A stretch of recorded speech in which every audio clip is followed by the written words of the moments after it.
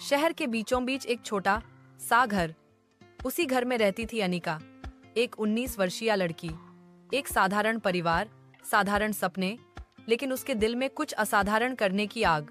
अनिका का सपना था एक सफल एथलीट बनना, इंटरनेशनल लेवल पर देश के लिए मेडल जीतना, लेकिन जिंदगी ने उसके लिए चुनौतियां थाली में परोस कर नहीं दी थी। अनिका जब 9th क्लास में थी तभी उसके पिता का बिजनेस बंद हो गया। घर चलाने के लिए माँ ने दूसरों के घरों में खाना बनाना शुरू किया। अनिका का स्कूल जाना भी मुश्किल हो गया। स्पोर्ट्स की ट्रेनिंग तो दूर की बात थी, लेकिन उसके अंदर एक आवाज थी, मंजिल की कीमत होती है, आसानी की नहीं। एक दिन स्कूल में रेस हुई। अनिका सिर्फ पुराने जूते पहनकर दौड़ी। सबके पास ब्रांडेड शू थे, उसके पास टूटा हुआ फटा जूता और इरादा।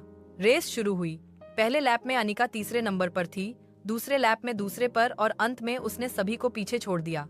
जब वह फिनिश लाइन पार कर गई तो टीचर आश्चर्य से बोले, तुमने तो चमत्कार किया।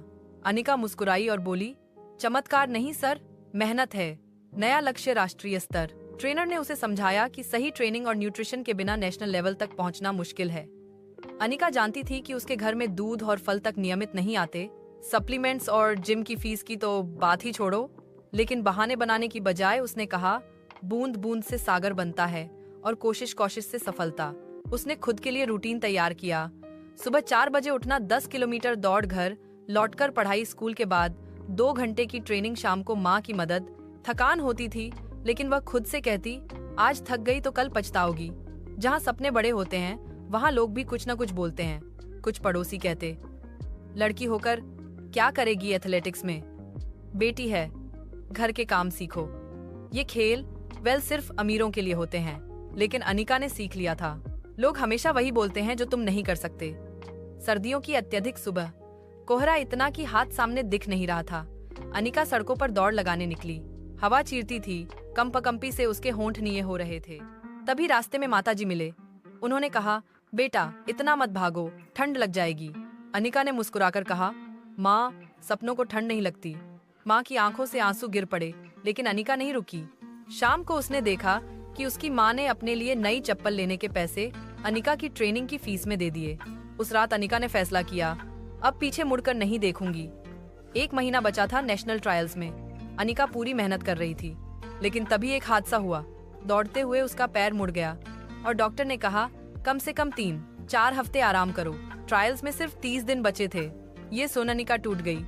कमरे में बैठकर रोई, बहुत रोई। लेकिन रोते रोते उसने खुद से कहा, बहाने बनाने वाले हारते हैं, बहाने खत्म करने वाले जीतते हैं। अगले दिन पैर पर पट्टी बांधकर उसने ट्रेनिंग शुरू कर दी। दर्द से आंसू आते थे, लेकिन इरादा दर्द से बड़ा था। हजारों खिलाड़ी स्टेडियम में खड़े थे। स्टार्टिंग लाइन पर खड़ी अनिका का दिल धड़क रहा था। सायरन बजा और सब दौड़ पड़े। पहले 200 मीटर। अनिका आखिरी में थी, पैर फिर से दर्द कर रहा था। दिमाग में आवाज आई, छोड़ दे, नहीं होगा। लेकिन उसके दिल ने कहा, तू दर्द से बड़ी है। आखिरी 100 मीटर में उसने सारी ताकत झोंक दी। वह तेजी से आगे बढ़ती गई और फिनिश लाइन को छू लिया। नेशनल टीम का रिजल्ट आया, उसका नाम सबसे ऊपर था, इंटरनेशनल चैंपियनशिप। 1 साल बाद देश का तिरंगा उसके हाथ में था। इस स्टेडियम में भीड़ चिल्ला रही थी, भारत माता की जय। उसके कोच ने कहा, अनिका, तुमने इतिहास बना दिया। अनिका ने कहा, इतिहास मेहनत लिखती है। युवाओं के लिए संदेश, अगर तुम बहाने ढूंढोगे तो जिंदगी तुम्हें मौका नहीं देगी। अगर तुम मेहनत ढूंढोगे तो जिंदगी तुम्हें सफलता देगी। ध्यान रहे, सपना बड़ा हो, इरादा उससे बड़ा हो, तब दुनिया का कोई भी तूफान आपकी मंजिल नहीं रोक सकता। किस्मत तब बदलती है जब मेहनत दर्द से जीत जाती है। कहानी की शिक्षा, मुश्किलें बहाने नहीं, ताकत बढ़ाने के मौके होती हैं। जो हार नहीं मानता वही जीतता है। सपने उन्हीं के पूरे होते हैं जिनमें तपने का साहस होता है।